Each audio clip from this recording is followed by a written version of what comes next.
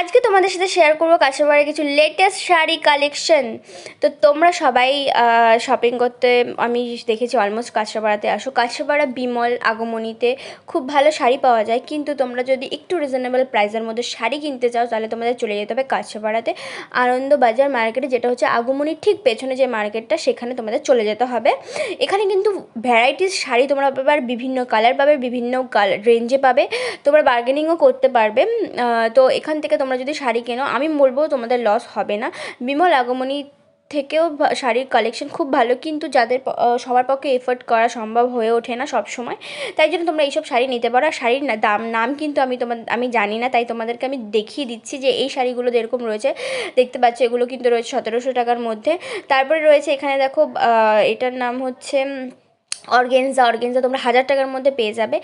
Shopping blog দেখতে হলে আমার চ্যানেলে যাও, গিয়ে পুরো ব্লগটা দেখো, নিচে আমি লিঙ্ক দিয়ে দিয়েছি।